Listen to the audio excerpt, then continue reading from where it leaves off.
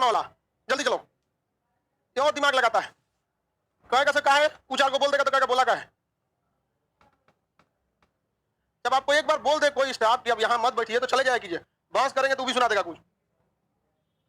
बैठाओ उसको, चश्मा जल्द बैठ जाओ, चश्मा बाबू पीछे जगह है, जाइए बैठा लो कहीं कहीं। बता बाबू इससे पहले कहां तक बताए थे? राजस्थान बता दिए थे।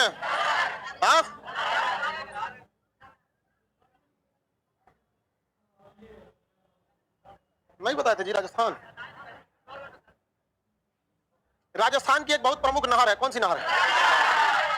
राजस्थान की सबसे प्रमुख नहर इंदिरा गांधी नहर। किस बैराज से निकलती है? हरि के बैराज। इंदिरा गांधी नहर पंजाब, हरियाणा, राजस्थान, ये पूरी नहरें निकलती हैं यहाँ से। समझ में आ गया कि नहीं आ गया? दुनिया की सबसे लंबी सिंचाई नहर है इंदिरा गांधी नहर। राजस्थान के सीमावर्ती जिले गंगानगर, बीकानेर, जैसलमेर, बाड़मेर। बता दिए थे ना। मेरी और ध्यान से देखिए लोग। जयपुर पहुंचे, जयपुर। पिंक सिटी किसे कहते हैं? Jaipur. Pink city, pink city Jaipur को कहा जाता है। क्या कहा जाता है? Pink city. जयपुर के पास कौन सा किला है? आमेर का किला। कौन किला? आमेर का किला। कौन किला? आमेर का किला। कहां पर है? जयपुर में। आगे बढ़े, ये हो गया आपका जयपुर। जयपुर से आप इधर की ओर पढ़ेंगे तिरछा कोटा। तिरछा जाएंगे नीचे, कौन सा जगह? कोटा मिल गया तुमको? जयपुर के नीचे मिला कोटा। जयपुर से नीचे पढ़िए, क्या मिल गया? कोटा। कौन सी नदी के किनारे? चंबल नदी। कोटा चंबल नदी के किनारे। किस नदी किनारे? चंबल। नहीं मिला चंबल नदी। कोटा किस नदी किनारे? नहीं मिला। कितने लोगों को चंबल नदी मिल गया? चंबल नदी ऊपर में लिखा होगा, ऊपर लिखा होगा। नीचे देखो, कोटा पे थोड़ी लिखा, उसके नीचे देखो राजस्थान में, मध्य प्रदेश में जाके देखो क्या लिखेगा? चंबल नदी। कोई जरूरी थोड़ी है कोटा के पास लिखा है। नदी तो पूरा लंबी होती है, कहीं भी जाके लिख सकता है उसमें। सोच रहा है तुम कोटा के ऊपर लिखा है चंबल, साइड में लिखा ना। कौन नदी किनारे? कोटा एक ऐसा शहर है जहां 3 प्रकार से बिजली बनती है। एक चंबल नदी पर बांध द्वारा, दूसरा कोयला से एनटीपीसी द्वारा, और तीसरा रावट भाटा परमाणु केंद्र। कोटा में कौन सा परमाणु बिजली घर? रावट, जिसका नाम राणा प्रताप है। क्या नाम है? राणा प्रताप। राजस्थान के प्रमुख 2 योद्धा पृथ्वीराज चौहान, राणा प्रताप, तो बहुत ही बहादुर योद्धा राणा प्रताप। उन्हीं के नाम पर कौन सा है बाग? रावत भाटा या राणा प्रताप परमाणु बिजली संयंत्र। कहां पर है? कोटा में। कोटा इंजीनियरिंग और मेडिकल के लिए बहुत ही प्रसिद्ध है। समझा गया? लेकिन ऑनलाइन की दुनिया में अब आप घर बैठ के भी पढ़ सकते हैं। जरूरी नहीं कि आप जाके वहां 2 लाख रुपया देवे करिएगा तभी होगा। अब यही फायदा है कि गांव में भी बैठ के आप क्या कर सकते हैं? पढ़ सकते हैं। लेकिन लड़का सबको पढ़ने में मन भी तो लगना चाहिए। कोटा में जाके दूसरे रंगीन दुनिया में हो जाता है सब। समझ गया कि नहीं? बेचारा टेंशन में कौन जी, अब तो कोटा में हो गए लो तो खत्म।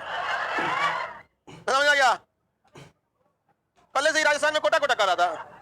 हाँ तो तुम दूसरे गांव में दूसरा खोजो, तुम कोनो दत्तवा नदियन वाला कोटा जाएंगे ही। चलो ध्यान से देखा सर, हम कोटा से। हाँ बाबू, आप कोटा वाले लोग पढ़ाई, कोटा का टेम्परेचर जो होता है ना, देखो कोई भी राजस्थान रेगिस्तानी एरिया रहेगा ना, उसकी एक समस्या रहती है, दिन में भयानक गर्मी पड़ता है, रात में भयानक ठंडा पड़ता है। ये राजस्थान मतलब रेगिस्तानी क्षेत्र की खराबी होती है। बालू बहुत जल्दी गर्म हो जाता है और बहुत जल्दी ठंडा हो जाता है। अभी कोई राजस्थान में चल दे तो नहीं, पैर नंगे पर जल जाएगा, पैर में पूरा पत्थर है वहाँ पे पूरा का पूरा। पापड़ फेंक देंगे ना तो पापड़ भुना जाता है। बालू पे पापड़, वहाँ पे फौजी जो होते हैं, पापड़ अगर जेब में रखा है सूखा पापड़, बालू पे रखकर ढक देता है, 5 मिनट बाद पापड़ क्या हो जाता है? तैयार हो गया, खाने लायक हो गया। सोचिए उस विकट परिस्थिति में वो लोग ड्यूटी करते हैं। इतना टफ ड्यूटी हो जाता है राजस्थान वाला एरिया में। जलवायु बहुत खतरनाक है, टफ है वहाँ का। पानी की समस्या बताई यहाँ पे। सबसे ज्यादा वेस्ट लैंड कहाँ पर है? राजस्थान में। कोटा लेकिन एजुकेशन के लिए बहुत ही बेहतरीन जगह है वहाँ पर कोटा। अब तो गाँव जो बेहतरीन हो गया, जब से क्या हो गया? ऑनलाइन। अब जिनको आपको दर्शन होता था 2 लाख रुपए में, आपके मोबाइल में आ गए। बहुत अच्छा हुआ। ऑनलाइन से 2 फायदा हुआ। पहला नंबर की एजुकेशन सस्ता हो गया। दूसरा नंबर ये हो गया कि पहले होता क्या था कि नाम बहुत बड़े, दर्शन छोटे, तो 2-3 लाख रुपया दे के गए, अब पता चला दूध तो रहा, ये कौन काम की, तो गाँव में पढ़ा देता। अब ऑनलाइन आ गया, अब आप घर बैठे चेक कर दीजिए कैसा पढ़ाते हैं, कैसा नहीं पढ़ाते हैं। और ऑनलाइन की खराबी है, यहाँ सबसे सर्वाइवल ऑफ द बेस्ट है। यहाँ समझा कि नहीं आ गया? सब नहीं टिक सकता है offline, online survival of the best सिद्धांत है ना डार्विन, उसी तरह यहाँ पे भी है, सर्वाइवल ऑफ द बेस्ट है। ये सबसे बड़ी ऑनलाइन की खराबी है। रीजन क्या है? यहाँ हर चीज अवेलेबल है ऑनलाइन। अब बात ये आती है कि बेहतरीन डिलीवर कौन कर सकता है? ऑनलाइन वाले में ये बेहतर हो गया। और एक और दिक्कत हो गया, किताब देख के पढ़ाने वाला काम खत्म ऑनलाइन में। तो जो आदत था जिनको किताब देख के पढ़ाने का, वो तो गए लोग ऑनलाइन में, काम खत्म हो गया। अब वही सर्वाइव कर गया जिनको किताब नहीं देख के पढ़ाना है। समझा गया? हालांकि किताब देख के नहीं पढ़ाना चाहिए, लड़कों का मनोबल टूटता है। अब हम आपको पढ़ाएं और सामने किताब खोल रहे हैं, अच्छा लिखो, हाँ कोटा 3 तरह से बिजली, कैसा रहेगा? गड़बड़ हो जाएगा। बताइए कोटा में बिजली कितने प्रकार से? जयपुर यहाँ हो गया, किसी को कोई दिक्कत नहीं ना? जयपुर के नीचे अजमेर मिला था, अजमेर का देखिए, अजमेर के पास क्या मिला? पुष्कर। उसके नीचे चित्तौड़गढ़, देखिए चित्तौड़गढ़ मिला, कल ही बताए थे आप लोग को, चित्तौड़गढ़ नहीं बताए थे? चित्तौड़गढ़ रानी पद्मावती कहाँ की? हाँ चित्तौड़गढ़। चित्तौड़गढ़ के आप बगल में देखिए उदयपुर, उसके बगल में देखिए कौन जगह है? उदयपुर। अरे जस्ट बगल में देखो एरिया, देखो यहाँ पर ये चित्तौड़गढ़ है, इधर में उदयपुर। उदयपुर है, कौन सा जगह है? उदयपुर। कौन सा जगह है? उदयपुर। झीलों का शहर, काफी प्रसिद्ध झील है सब वहां पर। हालांकि इसमें श्रीनगर में भी झील अच्छे हैं। उदयपुर वगैरह की शादियां जो होती है ना, रॉयल शादियों में गिनती होती है। एक कोई वहां का हॉल था, मैरिज हॉल बता रहा था, तो वहां पे कोई पैलेस है करके, वहां पे 4 करोड़ रुपए का उसका बुकिंग है। हम कह बाय में ब्याह किसका होता होगा? पूरा राजा महाराजा की तरह, आज भी किला ही है, पूरा राजा का किला ही है, चारों ओर झील है, बीच में क्या है? किला है। बहुत भव्य होता है। शादी ब्याह सबसे भव्य कहीं होता है तो राजस्थान वाला, राजस्थान में राजसी व्यवस्था आज भी वहां चलेगी। आपको वहां पे भी लगेगा नहीं राजा महाराजा अभी भी जिंदा है वहां पे, आज भी राजसी व्यवस्था की तरह होती है शादी ब्याह। हालांकि शादी ब्याह में इतना भी खर्च नहीं करना चाहिए। पता नहीं कौन शुरू कर दिया ये तोहफे लेने और देने का दस्तूर। गरीब इंसान आज मिलने से कतराता है। आप देखिए शादी ब्याह में जल्दी गरीब आदमी, कई आदमी इसीलिए नहीं जाते, न्योता देना पड़ेगा, दुल्हन को कुछ देना पड़ेगा, इनके कपड़ा देना पड़ेगा। अजब सा व्यवस्था हो गया, गरीबों के लिए बड़ी दुर्दशा हो गई। अमीर लोग जाके औरों में तरमा के देंगे बड़का गिफ्ट, हाँ उसी याद दे देगा। हाँ उस सबका गिफ्ट को काम अलग नहीं होता है। गुलाब का इतना फूल खरीद लेगा 800 में, ले जाके दे दिया, सूख के मुरझा जाएगा, शाम को बकरी खा जाएगी। नहीं जाना बूके बोलता है, बूके बूके इतना बड़का झोंझे फूल रख लेगा, ओके सूप में बांध लेगा। सूप होता है, सूप में बांध के कोच देगा, नीचे माटी छाप के कोच के ऐसे बूके नाम लिख देगा यहाँ पे, और लेके रख देगा, शाम को बकरी खा जाएगी। ये सब अंग्रेज सब लाया है सब। हम लोग यहाँ ऐसा नहीं दिया जाता था गिफ्ट। हम लोग यहाँ जब भी गिफ्ट दिया जाता था काम लायक गिफ्ट दिया जाता है। देखते हैं काम लायक कपड़ा लता दे दिया जाता है, और दुका सियार के बकरी खाने वाला गिफ्ट दे दिया। आगे बढ़े, उदयपुर समझ में आ गया कि नहीं आ गया? बताइए उदयपुर का सबसे प्रसिद्ध झील बता सकते हैं कोई? उदयपुर में झील बहुत प्रसिद्ध है सब। आगे बढ़े, छोटे छोटे वहां बहुत सारे झील है सब, जयसमंद वगैरह, वो सब नक्शा में नहीं दिखेगा। नक्शा में छोटे छोटे झील नहीं दिखेंगे। मेरी और ध्यान से देखिए, अब हम आपसे जगह पूछेंगे, यहाँ नंबरिंग लिख के आपको अपने कॉमन सेंस से बताना होगा कि हम कौन सा जगह पूछ रहे हैं, उसका नंबरिंग कौन सा होगा। समझ आ गया कि नहीं आ गया? किसी को दिक्कत? पूछेंगे तो बता देंगे ना? कितने लोग बता सकते हैं जी? ये नंबरिंग लिख रहे हैं, आपसे हम जगह पूछेंगे, आपको क्या बताना पड़ेगा? नंबर बताना पड़ेगा। हम आपसे क्या पूछेंगे? जगह। आप नंबर देख लीजिए यहाँ नक्शा में, बताइएगा बताइएगा इधर सामने से नक्शा में देखिए, इस नक्शा में हम रैंडमली नंबर कुछ भी लिख दिए, जैसलमेर, जैसलमेर, इसमें नंबरिंग देखिए ना, नक्शा में थोड़ी मिलेगा, तो हम बस ऐसे देखने के लिए बता दें। बताइए कोटा, इसको सबसे अच्छा से याद है, ऐसा बोलना जिसे चल जाएगा पे। बगला बता, जयपुर, बीच में कोई नहीं बोलेगा, तो बता बाड़मेर, देखो इसमें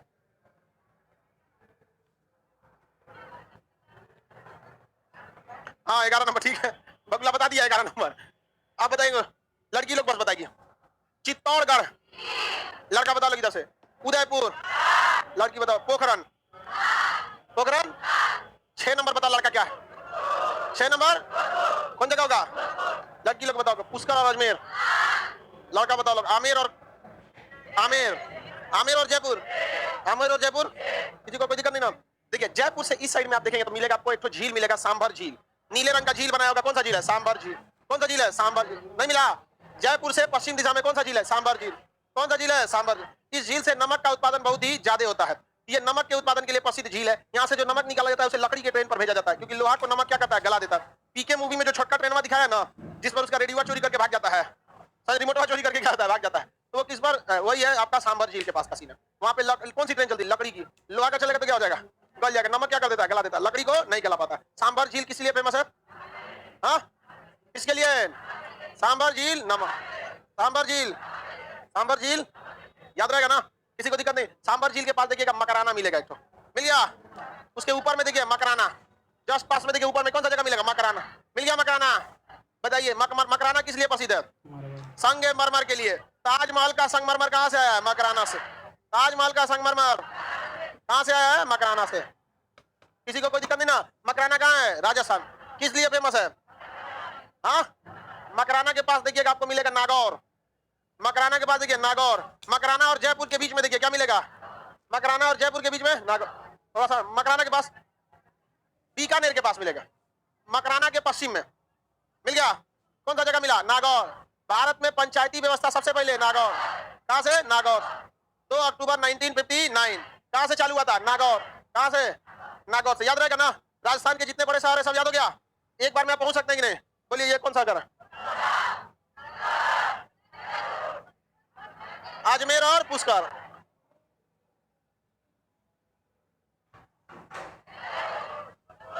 हाँ, जोधपुर, जोधपुर में वायुसेना का एयरपोर्ट है। अजमेर के पास किशनगढ़ एयरपोर्ट है। अजमेर में एयरपोर्ट, अजमेर के पास एक जिला है किशनगढ़, तो एयरपोर्ट जो है ना अजमेर और किशनगढ़ दोनों के लिए उसको ऐसा बनाया ना कि अजमेर में बनाया ना किशनगढ़। अजमेर पर्यटक जगह था, अगर उसको 20 किलोमीटर और आगे खींच देता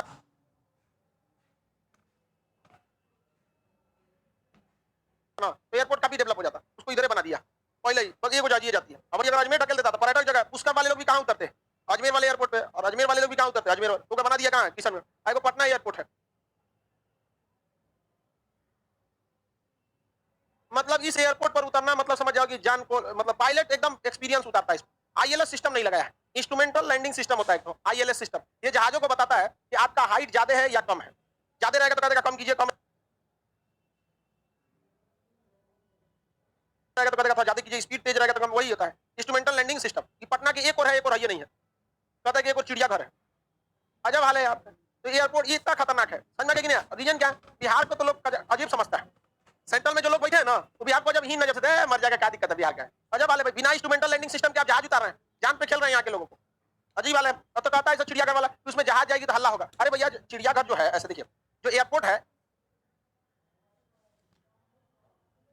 पटना का, ये इस तरह से है। यहाँ पर इस एरिया में ना चिड़ियाघर है, इसमें क्या है? चिड़ियाघर। यहाँ पे रेलवे स्टेशन है, इधर नहीं बढ़ सकता है। अब इधर या इमरजेंसी के लिए इतना तो स्ट्रिप खींच सकता है ना, जिसमें यहाँ पर इमरजेंसी के लिए अगर बाई दी वे यहाँ से उतर रही है, दीवार में नहीं लड़ जाएगी, इधर खींच दो, पायलट यहीं से घुमा लेता है, आज भी यहीं घुमाता है, बट इमरजेंसी के लिए रहना चाहिए नहीं। इसको कवर कर दे, साउंड प्रूफ ग्लास आता है, उसको कवर कर दो। इमरजेंसी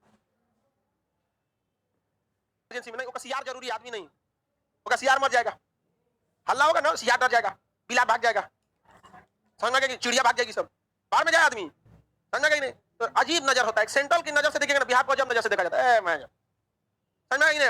गलत बात है कि नहीं?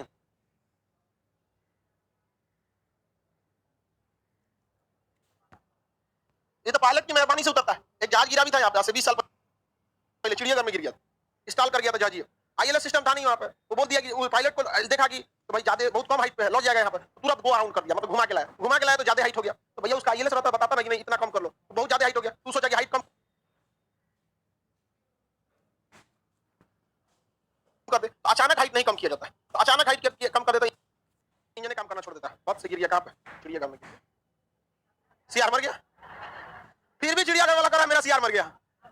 आदमी भाई आदमी मत, सीआर मर गया उसका, बिलार को दिक्कत नहीं होना चाहिए, सीआर को दिक्कत नहीं होना चाहिए, भले किसी को दिक्कत हो जाए, लेकिन सीआर बिलार सब रहना चाहिए, आदमी नहीं। एक से एक काम करता है। आगे बढ़े, किसी को कोई दिक्कत नहीं यहाँ पे। ये हो गया आपका कौन सा? अजमेर के पास ये किशनगढ़। किशनगढ़ में पत्थर बड़ी ज्यादा निकलता है, वहां पे जो मार्बल का जो पत्थर निकलता है ना, ग्रेनाइट वगैरह, ये बहुत ज्यादा मात्रा में निकलता है किशनगढ़ में। ये पूरा एरिया पत्थर के लिए। राजस्थान का बीच वाला एरिया देखना पूरा पत्थर के लिए। और राजस्थान में नदी वगैरह तो होता है, चंबल नदी है, वहां बालू जो बनता है क्रश करके बन जाता है। जो पत्थर होता है अरावली पहाड़ है, अरावली पहाड़ को तोड़ के क्रशर मशीन होती है, पत्थर को पहले जेसीबी से तोड़ेगा, फिर उसको एक वाइब्रेटर मशीन होगी, इतना बड़ा बड़ा में तोड़ेगी, फिर एक अगले मशीन में जाएगा और छोटा करेगा, फिर धीरे धीरे करके उसको क्या बना देगा? बालू बना दे। और वो इस वाले बालू से तगड़ा पकड़ता है, क्योंकि वो बहुत ताजा ताजा रहता है, उसमें नोकीला ज्यादा रहता है। पकड़ लिया और बालू ना दीवार में, अगर उसमें मैल छोड़ाने के काम में आएगा दीवार,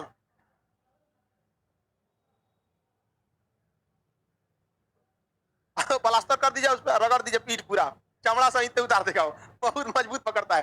राजस्थान के लोग का जो पुराने घर देखेंगे ना, बड़ा बड़ा पत्थर से बनाता है, बहुत मजबूत होता है, पत्थर से बना हुआ।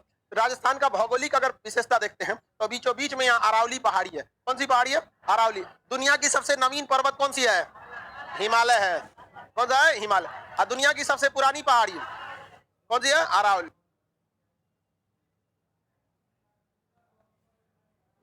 सबसे पुराना पहाड़ अरावली, सबसे पुराना अरावली है। आगे बढ़ जाए, कौन सा है? अरावली। तो राजस्थान के बीचों बीच में पहाड़ी है, अरावली पहाड़ी। आप फिजिकल नक्शा में देखिए, फिजिकल नक्शा में देखिए, बीचों बीच में ब्राउन कलर से खींचा होगा अरावली, बिखरा बिखरा होगा पूरा ब्राउन कलर से। कौन सा पर्वत है? अरावली। ये इतना पर्वत है, पुराना है कि अब घिस के क्या हो चुका है? खत्म हो चुका है, घिस के खत्म हो चुका है। पुराना पर्वत क्या होता है? टूट फूट होते रहता है पर्वतों में। आगे बढ़े, 3 करोड़ साल से भी ज्यादा पुराना है अरावली पर्वत। भारत से ज्यादा पुराना है अरावली। उस समय भारत भी यहाँ नहीं था। अरावली पर्वत है यहाँ दुनिया का सबसे पुराना पर्वत, अरावली। कौन सा पर्वत? अरावली। इसी अरावली पर्वत पर बसा हुआ है दिल्ली। इसी का छोटा सा हिस्सा है, क्या नाम है, रायसीना की पहाड़। जैसे क्लासरूम का एक कैसा है, सभी नीचे बैठा रायसीना की पहाड़ी हिसाब, ऐसे छोटा सा निकला है। उसी तरह से अरावली पर्वत का छोटा सा हिस्सा, क्या नाम है इसका, रायसीना की पहाड़ी। कौन सी पहाड़ी, रायसीना की पहाड़ी। इसी पर कौन बैठते हैं, राष्ट्रपति। कौन सा, राष्ट्रपति। दिल्ली किस पहाड़ी पर है, अरावली पर है, अरावली के ही टूटे फूटे हिस्से पर। यह है आपका अरावली पर्वत। अरावली पर्वत जैसे जैसे नीचे जाएंगे यहाँ थोड़ा सा ऊंचा है, और नीचे वाले हिस्सा पर इसका माउंट आबू एक गुरु शिखर होगा। देखिए ध्यान से, अरावली की सबसे ऊंची चोटी है निचले हिस्सा में, लिखा होगा माउंट आबू या गुरु शिखर। फिजिकल नक्शा में पढ़िए 1722 लिखा है माउंट आबू या गुरु शिखर। जहां अरावली लिखा होगा वहीं पे पढ़ो, त्रिभुज बनाया होगा, उसको रख दीजिए। बताइए अरावली की सबसे ऊंची चोटी, अरावली की सबसे ऊंची चोटी गुरु, इसी को हम लोग क्या कहते हैं, माउंट आबू। यहाँ जैन धर्म का प्रमुख तीर्थ स्थल है, क्योंकि यहाँ पर एक विमल शाह और वस्तुपाल नाम का, तेजपाल और वस्तुपाल नामक दो सेनापति थे। वो किसके थे, विमल शाह के सामंत थे, बहुत बड़ा राजा था जिसका नाम था विमल शाह। उसके दो अधिकारी वस्तुपाल और तेजपाल, ये दोनों अधिकारी किसके थे, विमल शाह के। तो विमल शाह के दो अधिकारी, पहले अधिकारियों को सामंत कहा जाता था, दो अधिकारी वस्तुपाल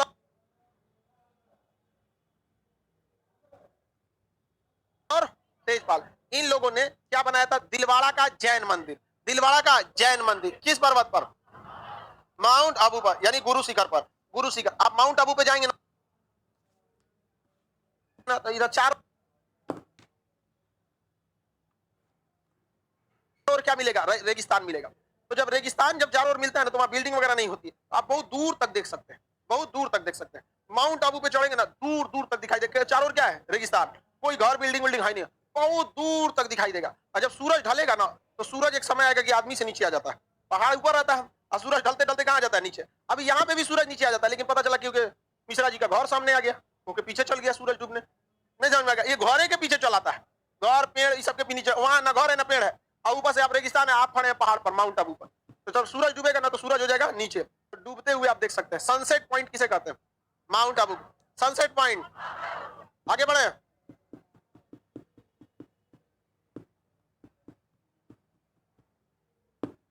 आगे बढ़े,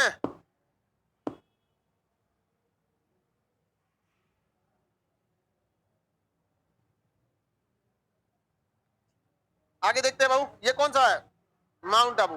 कौन सा है, माउंट आबू। कौन धर्म के लिए, जैन धर्म।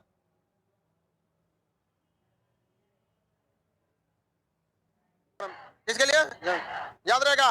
अब ये पहाड़ देखिए, यहाँ से 3 प्रमुख नदियां निकलती है। कितनी नदियां, मेरी और देम से देखो, नदी को पहले देख लीजिए, उसके बाद समझिएगा। इस साइड में निकलेगी लूनी,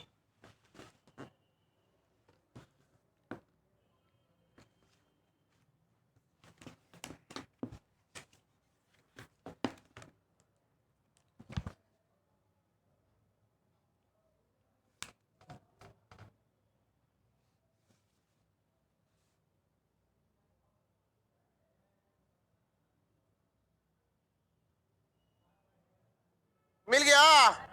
कौन सी नदी, लूनी। कौन नदी, लूनी नदी, लूनी नदी मिल गया। कौन नदी, कौन नदी, लूनी नदी।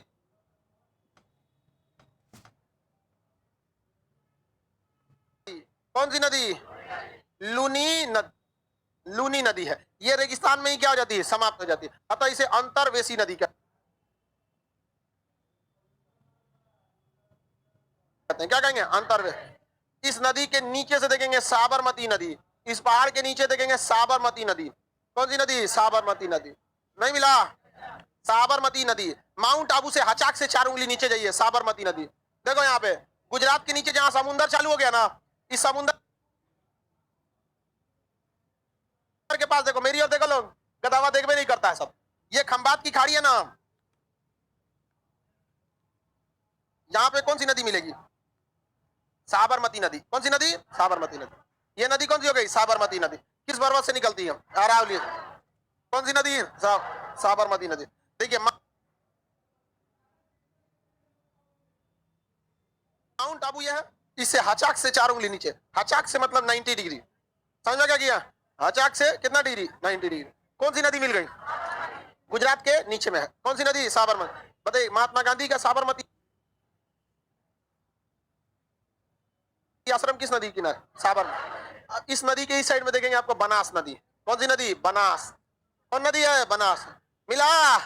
अरावली पर्वत के पूर्वी घाट से निकलती है बनास, अब पश्चिमी घाट से निकलती है, पूरब से निकलेगी बनास।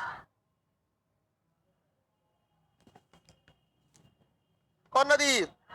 बनास नदी। मिल गया। कौन सी नदी बाबू? बनास। कौन सी नदी? बनास। कौन नदी? बनास नदी। कौन सी नदी? नदी ये कौन सी है? बनास। हो गया। बनास नदी जाके मिल जाती है चंबल नदी में। किसमें मिलेगी? चंबल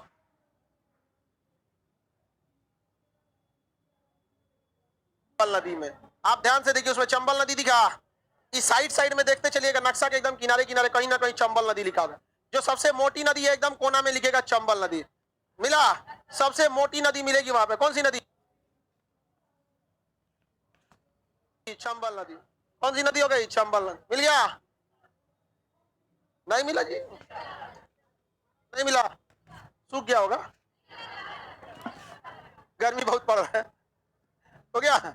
जिसका नहीं मिला है उसका चंबल नदी सूख गया। ये कौन नदी है? चंबल नदी। कौन नदी? जिसका जिसका नहीं मिला चंबल नदी, समझ गया?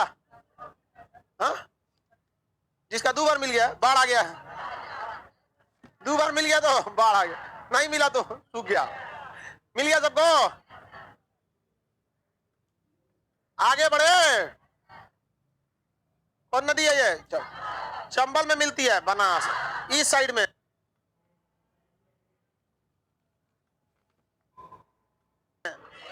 नीचे में साबरमती। याद हो जाएगा।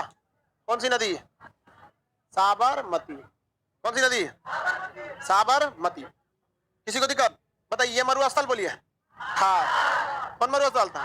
पाकिस्तान वाला इसे चोलिस्तान कहता है। क्या कहता है? चोलिस्तान। कौन कहता है? पाकिस्तान। अब भारत में इसे, हाँ, दुनिया में सबसे ज्यादा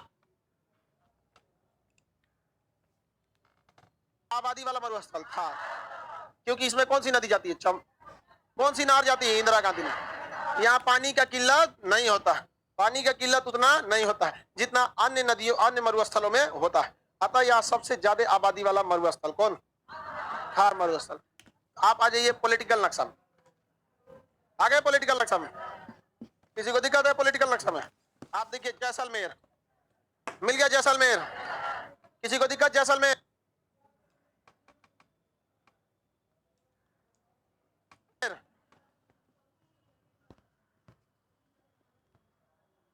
नहीं मिला।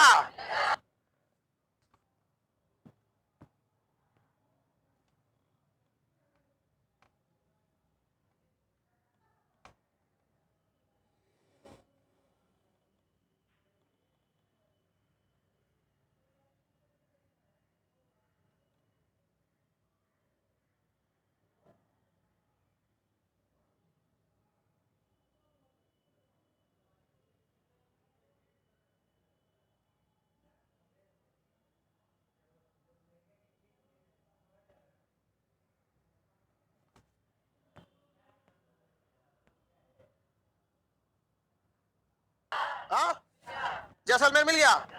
जैसलमेर के जस्ट पीछे मिलेगा पोखरण। कौन सा जगह है? पोखरण।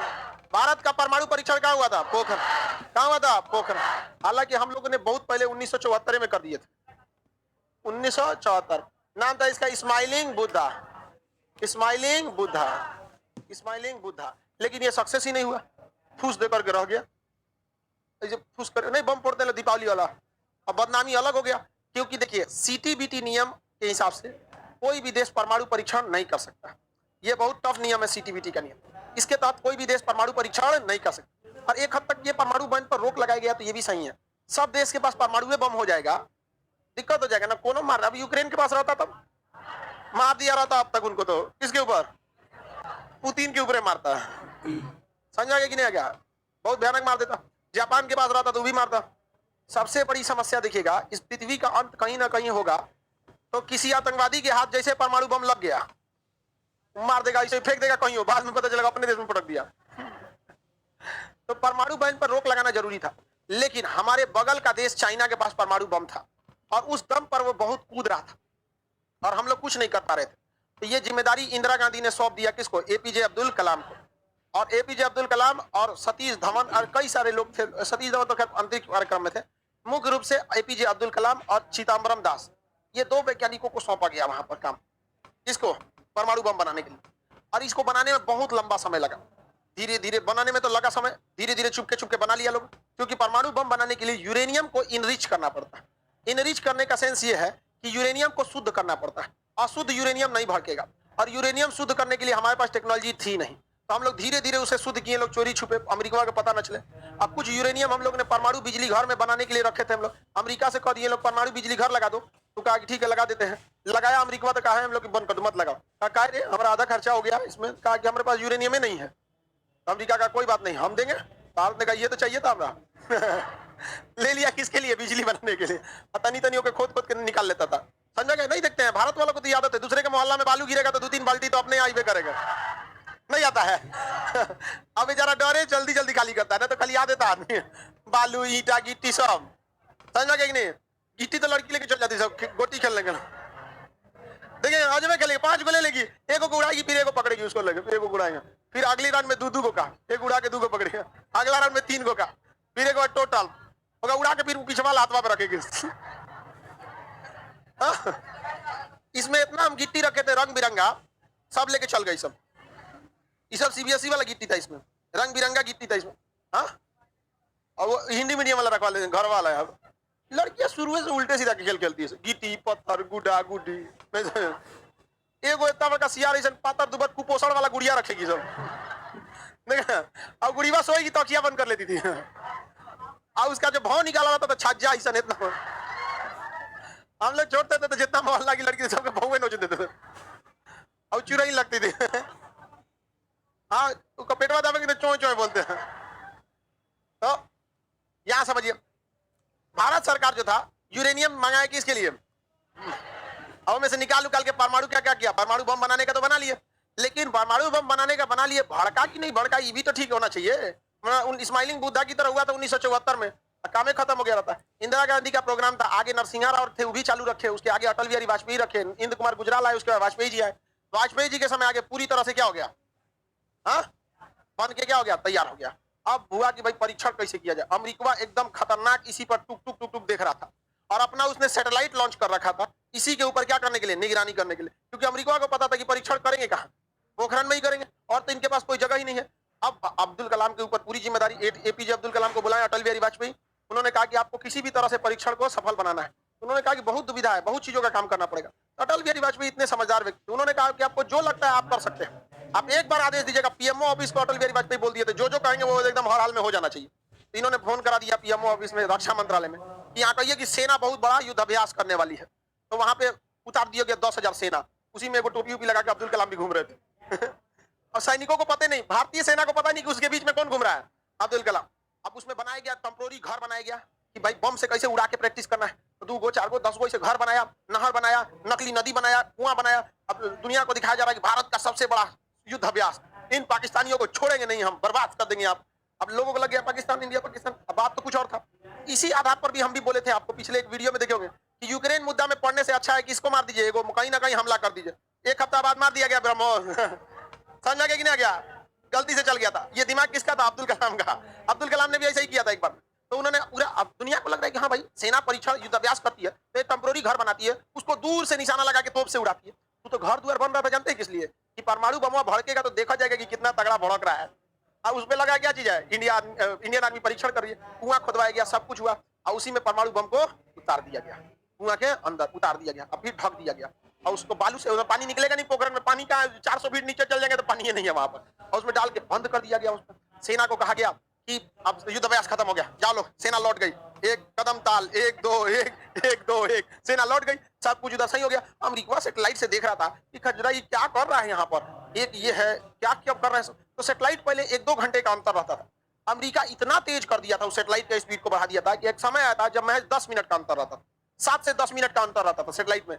जब गया फिर आ जाता था, जितने समय के लिए सेटेलाइट हटता था उतने समय में ही काम होता था, उसके बाद काम नहीं होता था। अब्दुल कलाम को अमेरिका ने गलती किया था, एक बार नासा घुमा दिया था नासा के ऑफिस में घुमा दिया था। और वो पूरा का पूरा देख लिया था, बहुत अच्छा ऑफिस है आपका यहाँ पे। कंट्रोल कहाँ से होता है? अच्छा, यहीं से कंट्रोल होता है सारा सेटेलाइट, हाँ यहीं से हो जाता है। अच्छा चीज है आपको यहाँ।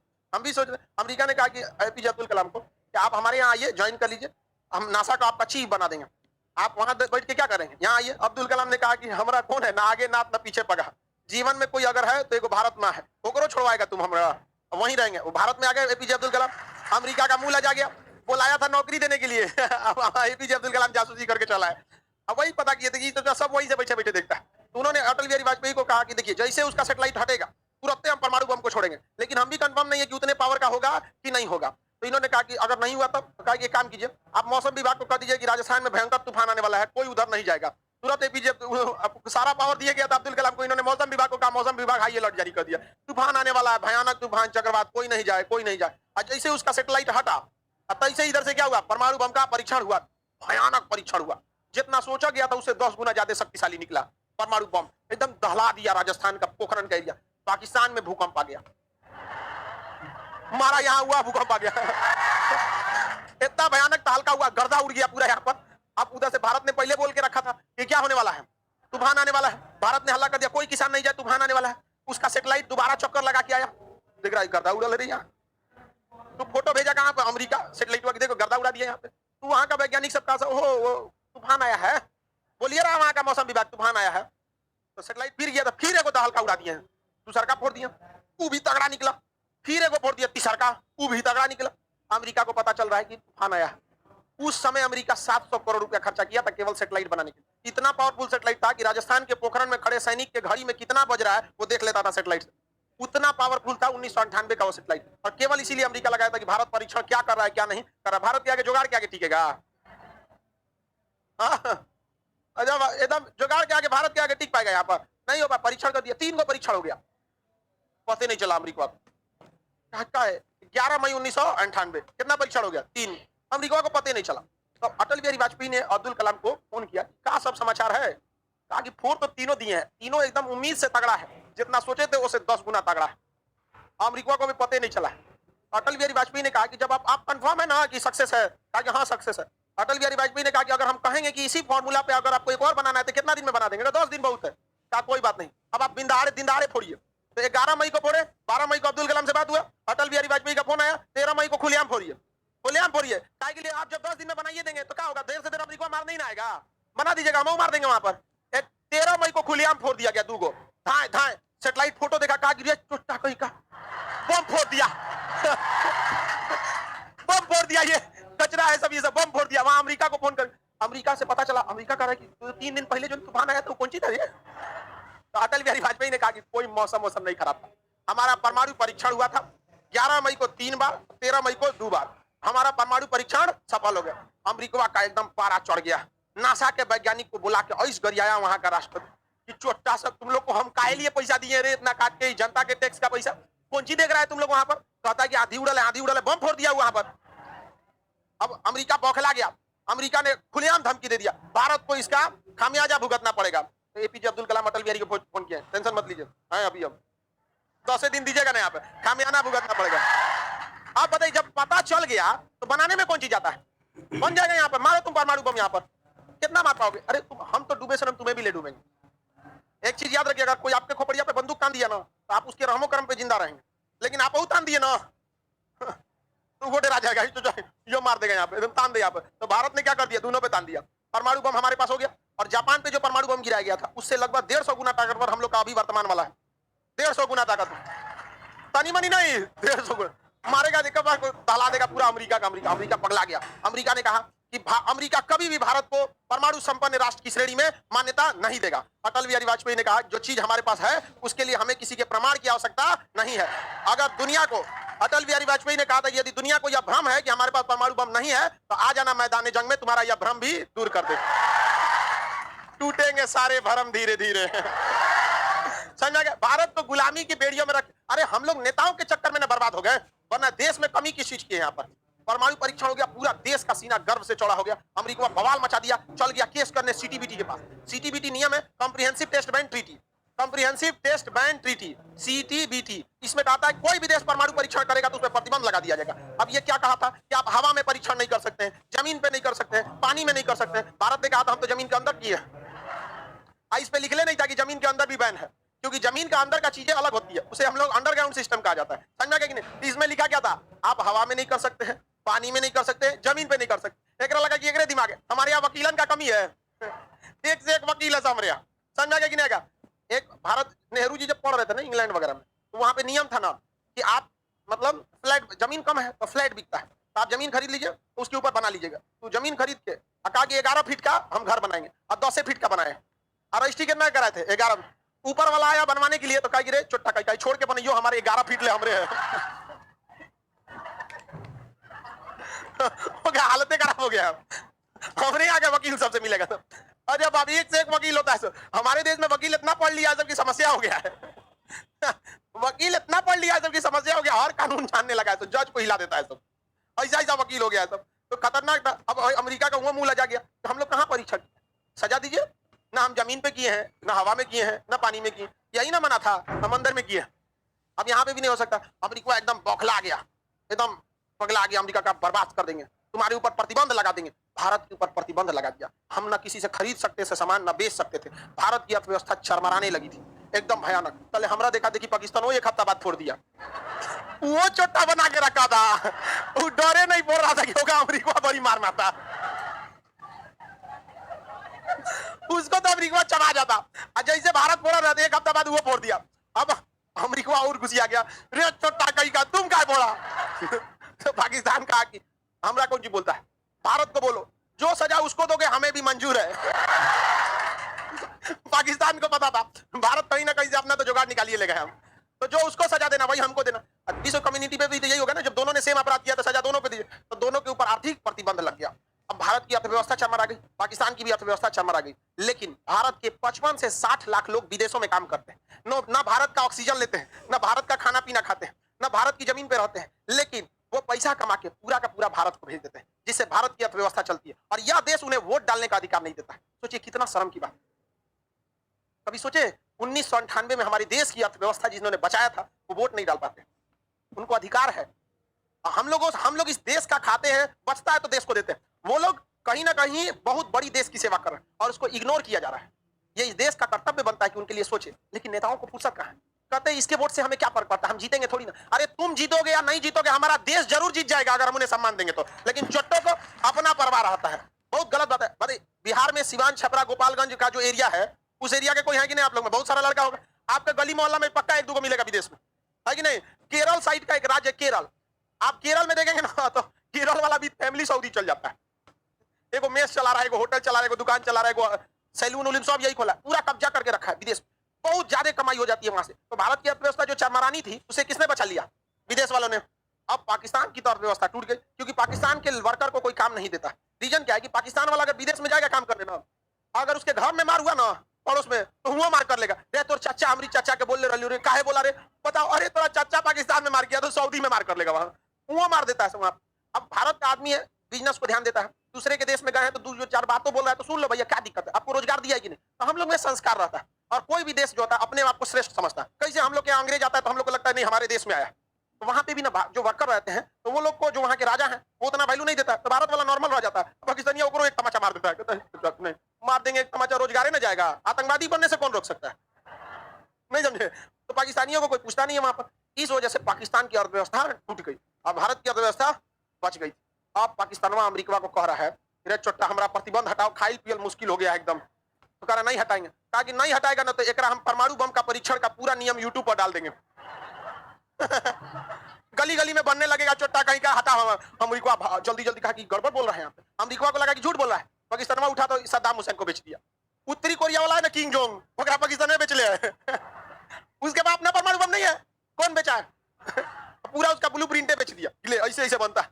अब अमेरिका माथा पीट रहा है, चोट्टा कहीं कह करा तो हम कहा समझाएं यहाँ पे, कहा कि हम क्या करें, भूखे नहीं ना मरेंगे, हम बेच देंगे, इंटरनेट पे डाल देंगे, गूगल सब पे डाल देंगे।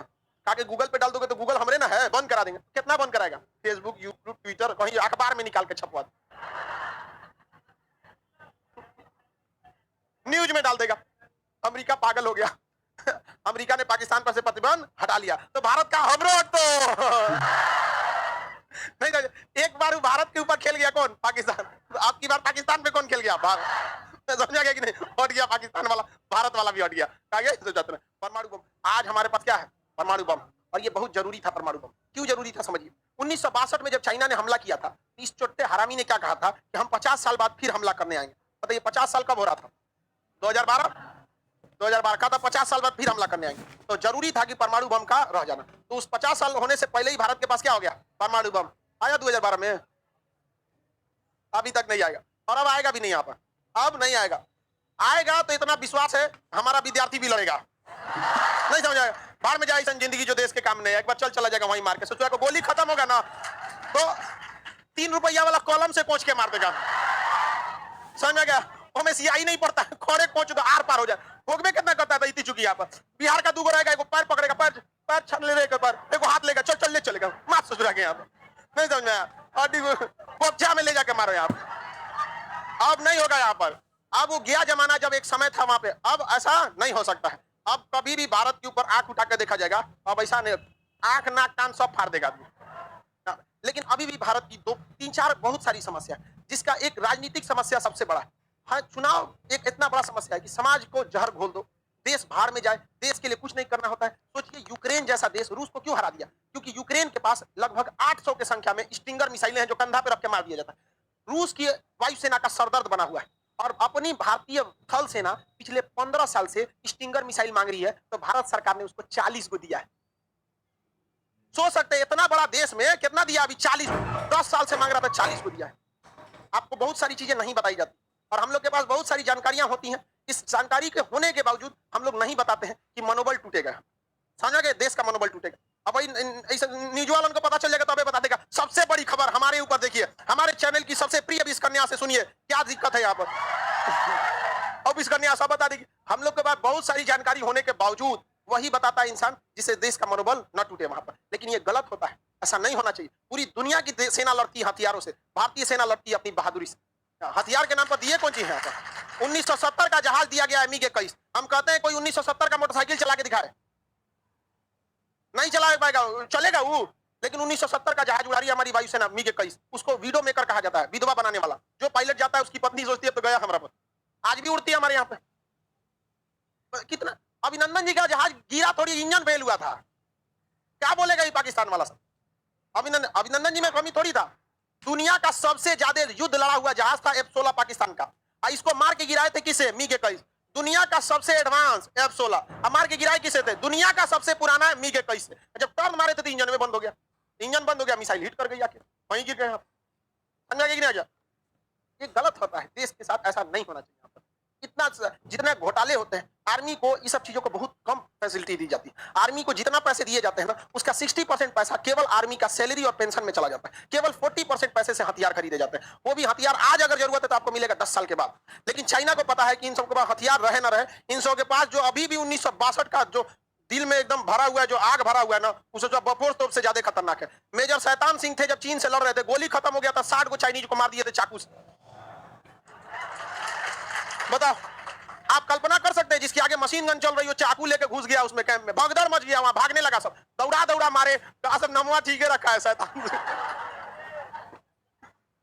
तो ये जुनून होना चाहिए। आप बात बताइए, वीर अब्दुल हमीद को RCL गन मिला था। कहा जाता है कि एक ऐसा गन है कि अगर आप इसे चलाएं तो आप अपनी मौत को खुद ही बुलाएं, क्योंकि जब RCL गन फायर करती है ना तो पीछे इतना धुआं कर देती है कि आपका लोकेशन अपने से पता चल जाएगा। जैसे कोई एक पटाखा छोड़ता है तो पता चल जाता है कहां से छोड़ा। RCL गन पूरा धुआं धुआं कर देती है। और अमेरिका ने पाकिस्तान को दुनिया का सबसे बेहतरीन टैंक दिया था, पैटर्न टैंक, जिसे अमेरिका ने खुद कहा था कि इसे कोई नहीं मार सकता है। अब वीर अब्दुल हमीद ने पाकिस्तान के तीनों टैंक को उड़ा दिया, किस गन से? RCL गन से। लेकिन वो हिम्मत के बदौलत पे। लेकिन आखिरी जो चौथा टैंक था पाकिस्तान का एकदम सामने था, और वीर अब्दुल हमीद का RCL गन एकदम सामने था। दोनों ने एक साथ फायर किया, इधर से टैंक उड़ा, इधर से वीर अब्दुल हमीद का चिथड़ा उड़ गया, लाश बटोरा गया था ऐसे वीर बहादुर का। तो हमारी सेना अपनी बहादुरी पे लड़ती है। लेकिन ऐसा ये नहीं कि आप उनको जान मरने के लिए थोप दीजिए, उनका भी अपना परिवार होता है, उनके भी बाल बच्चे होते हैं। आप उसका भी कर्तव्य बनता है, आप उनको कम से कम लड़ने के लिए साहस, हथियार तो दीजिए। कितना अजीब बात है कि आज हम लोग खरीद रहे हैं AK-203 राइफल, आज खरीद रहे हैं लोग, अभी भी एक बन के नहीं आया, अभी 2023 से आना चालू होगा। ये सब उनको रहना चाहिए। और नियम भी आर्मी का ऐसा है, कुछ बोल नहीं सकते, बोलेंगे तो टर्मिनेट हो जाएंगे। और हम लोग क्या है कि भाई उतना ही बता सकते हैं कि जितना देश का मनोबल ना टूटे, क्योंकि हम लोग तो न्यूज चैनल के बीच कन्या है नहीं कि अपने चैनल के लिए कुछ भी कर सकते हैं। यहाँ पे जो जरूरी है वही हो सकता है। यहाँ पे ब्रह्मोस मारा गया, गवर्नमेंट बोलती तो फंस जाती कि नहीं फंस जाती। और लेकिन भारत की सेना का मनोबल लगता है गलती से हो गया। हम कहते हैं सोचो, हम बताते हैं मेन रीजन क्या है। सुनिए, आप हमरा पे नियम लगेगा, पाकिस्तानी हमरा बोलेगा, उन सबको तो अपने पर भड़कल लाता है हमारे पे, कहता है कैसा आदमी है यार ये कुछ बोल देता है यार, गरियाते नहीं है लेकिन बाकी कुल काम कर देते। नहीं समझ आया? शुरुआत से ही हमको फौज में जाना था, नहीं जा पाए तो कहीं ना कहीं गुस्सा निकलेगा कि नहीं लेंगे। अगर गए रहते तो अब तक तो पीओ के निपटा चुके रहते मार और के काम हो गया रहता। लेकिन देश के प्रति हमेशा समर्पित रहना चाहिए। और आज काफी शर्म की बात है कि हमारे देश के आईआईटी बड़े बड़े जगहों से निकलकर इंजीनियर अमेरिका, फ्रांस, जर्मनी चले जाते हैं। आप पैसा बहुत कमा लीजिएगा, एक बार देश के लिए भी सोचिए। और ये देश के नेताओं के लिए भी कहते हैं, एक विधायक और नेता के पीछे 4 को 5 को बॉडीगार्ड मिलता है और एक बेचारा वैज्ञानिक अपना सब्जी खुद खरीदता है। मनोबल गिर जाता है वहां पर। उनका छीन के दे देना चाहिए किसको? वैज्ञानिक सब। जब जाएगा सड़क पे दिखेगा भाई कोई कौन जा रहा है, इसरो का साइंटिस्ट है, बढ़िया बत्ती वाला गाड़ी लगा रहेगा सड़क, तब लगेगा कि नहीं हाँ देश के लिए कर रहा है तो देश भी इनके लिए कर रहा है। म्यूचुअल रिलेशन होना चाहिए। सब अमेरिका छोड़ आ जाएगा वहां पे, कहेगा से क्या फायदा हुआ रह के, जोमेटो पे बर्गर खाने से अच्छा यहाँ घूमो ना अपने गली में एकदम बढ़िया से। यहाँ पर तो व्यवस्था भी रहना चाहिए बेहतरीन ढंग से यहाँ पर। इस वजह से, वरना हमारे पास किसी चीज की कमी है। सुनीता विलियम से लेके जितना भी है भारत की ओरिजिन के रहते हैं यहाँ पर, तो ये सब का भी जरूरत है। शिक्षा को कभी इन लोगों ने बढ़ाया नहीं और आज भी देखिएगा सरकारी शिक्षा के बदौलत गड़बड़ जगह। क्या करिएगा, बिहार में सरकारी शिक्षकों की बात बताए, उनको 1 रैंक 1 पेंशन नहीं मिलता है। समान काम का समान वेतन मिलना चाहिए ना, तो उसमें टीचरों को 2 कैटेगरी कर दिया। गलत बात है कि नहीं? यहाँ पर अरे कम से कम टीचर पढ़ाई पे ध्यान देगा कि अपनी सैलरी पे ध्यान देगा? उसको सैलरी दीजिए, बढ़िया ट्रेनिंग दीजिए उसको। क्या चीज है, अब सैलरियों के लिए लड़ने के लिए दे दिया होगा, लाठी खाएगा उसको, लाठियों पीट देता है। नहीं समझ आया? ये सब की भी बहुत सारी कमी है। खैर कोई बात नहीं, जितना है उतने में ही अपने को आगे बढ़ता रहा। समझ में आ गया कि नहीं आप लोग को? कितना कितना देश के लिए किया गया है। आप इस देश का सबसे बड़ा खुशनसीबी थी जब राष्ट्रपति के पद पर एपीजे अब्दुल कलाम बैठे थे और प्रधानमंत्री के पद पर अटल बिहारी वाजपेयी बैठे। इन दोनों का कोई नहीं था। आप अगर ध्यान दीजिएगा, इन दोनों का देश के सिवा कोई नहीं था और इन लोगों ने अपना सब कुछ देश को देकर चले गए। अटल बिहारी वाजपेयी का स्वास्थ्य खराब था और वो 16 अगस्त के दिन उनका देहांत हुआ, 15 अगस्त के दिन नहीं, क्योंकि इस दिन देश खुशियां मना रहा था। यमराज को भी व्यक्ति ने एक दिन रोक दिया था। आज हमारा देश आजादी की खुशियां मना रहा है। आज अगर हमको लेके चले जाओगे तो रंग में भंग पड़ जाएगा। यमराज भी हो तो एक दिन इंतजार करके रखो आप। ये थे हमारे अटल बिहारी वाजपेयी और अब्दुल कलाम। क्या आज आप कह सकते हैं कि हमारे प्रधानमंत्री और राष्ट्रपति में इतना देश प्रेम है? आज देश से ज्यादा अपना राजनीति महत्व रखने लगा। ये देश के लिए सही बात नहीं है। लेकिन ऐसा अब शायद नहीं हो इस पृथ्वी पर कि भारत को एक एपीजे अब्दुल कलाम और अटल बिहारी वाजपेयी जैसा प्रधानमंत्री एक साथ देखने को मिले। इस समय पूरी दुनिया दहल जाती थी कि दोनों की जो जोड़ी है ना तबाह कर देगी किसी को, और कोई नहीं झुका था उस समय। आज भले हम लोग जो उतराते हैं, चाइना डरता है कि इन्हीं दोनों की देन है यहाँ पर। अब तो राजनीति, जाति, धर्म, मजहब, उल्टा सीधा बयानबाजी यही हावी हो चुका है। इसको निकलने की जरूरत है। समझ में आ गया कि नहीं आ गया? आज अब आगे का क्लास कल करते हैं, ठीक है? मंडे को करेंगे।